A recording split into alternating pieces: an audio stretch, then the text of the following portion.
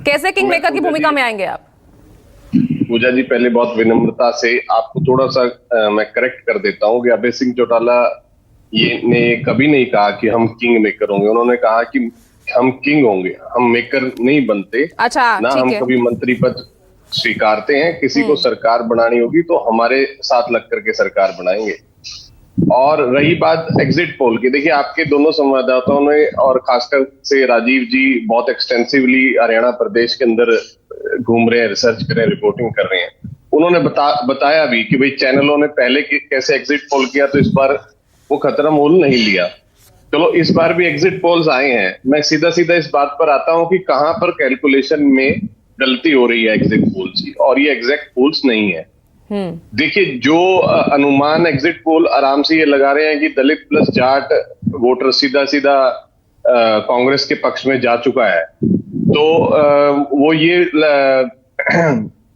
उसको काउंट करना भूल गए कि राहुल गांधी जी ने जो बयान विदेश में जाकर के दिया कि हम सरकार बनते ही आरक्षण को खत्म कर दें। और उससे बड़ी बात, जो हरियाणा प्रदेश के अंदर दलितों की जो सबसे बड़ी देश की पार्टी है बहुजन समाज पार्टी, और किसानों की पार्टी इंडियन नेशनल लोकदल, और किसान आंदोलन में केवल इंडियन नेशनल लोकदल का ही महत्वपूर्ण योगदान रहा। एकमात्र विधायक चौधरी अभय सिंह चौटाला जी ने इस्तीफा दिया किसानों के हक में पूरे देश के अंदर, कांग्रेस कहीं नजर नहीं आई।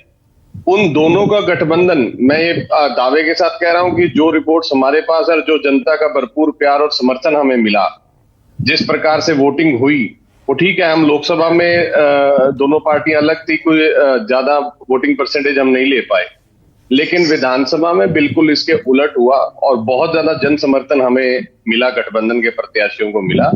बहुत खूब आपके टीवी चैनलों ने दिखाया। पूरे हरियाणा, मैं एक और बात दावे के साथ कह दूं कि पूरे हरियाणा चुनावी कैंपेन के अंदर जितनी भी चुनावी रैलियां हुई हैं, अगर हमसे बड़ी रैली भीड़ के मामले में किसी पार्टी ने भी करी हो, चाहे वो कांग्रेस हो चाहे भारतीय जनता पार्टी हो, तो आप के कैमरे की रिकॉर्डिंग्स अभी भी आपके पास मौजूद होंगी, आप दिखा सकते हैं जनता को। सबसे ज्यादा भीड़ और समर्थन जो मिला आया वो बहुजन समाज पार्टी और इंडियन नेशनल लोकदल के गठबंधन को आया। और हम ये दावा नहीं कर रहे कि हम तो क्लीन स्वीप करेंगे, लेकिन हाँ, 25 से 30 सीटों के बीच में हमारी बहुत उम्मीद है, बहुत मजबूती से जो समर्थन हमें मिला हुआ है, और वहां पर हम जीत करके आए हैं। और इसी को लेकर के मैंने आपको बताया कि यहाँ में एक मिस कैलकुलेशन जो एग्जिट पोल्स के अंदर हो रही है, वो यहाँ पर थोड़ी सी गड़बड़ हो रही है। वो बड़े आसानी से उन्होंने फिर से अनुमान लगा दिया। गड़बड़ थोड़ी सी नहीं है ना, बहुत ज्यादा दिख रही है। 2 से 5 सीटों पर आपको बढ़त, आप सीधा 25 से 30 का आप दावा कर रहे हैं। कुछ एक आध सीट का फर्क नहीं है ना। मैं पूजा जी, एक और चीज मैंने बताया कि ये एग्जिट पोल्स में मैं तो खामियां बता रहा हूँ।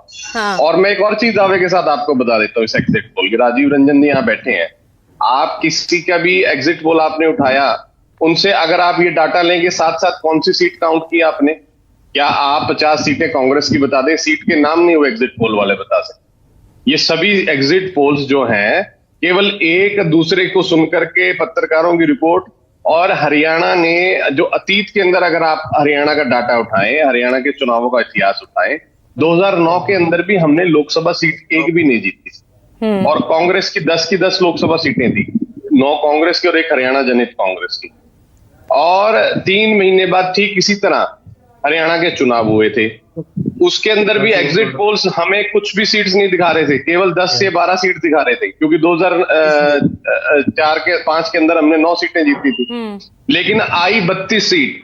और मैं आपके टीवी चैनल के माध्यम से ये और दावे से बता सकता हूं कि भूपेंद्र सिंह हुड्डा ने अपने रोहतक निवास डी पार्क से 2009 के काउंटिंग वाले दिन विजय जुलूस शुरू कर दिया था 12-1 बजे, लेकिन जैसे जैसे काउंटिंग बढ़ती गई और कांग्रेस अल्पमत में आई, तो उनको वो विजय जुलूस रास्ते में ही छोड़ करके दिल्ली भागना पड़ा था।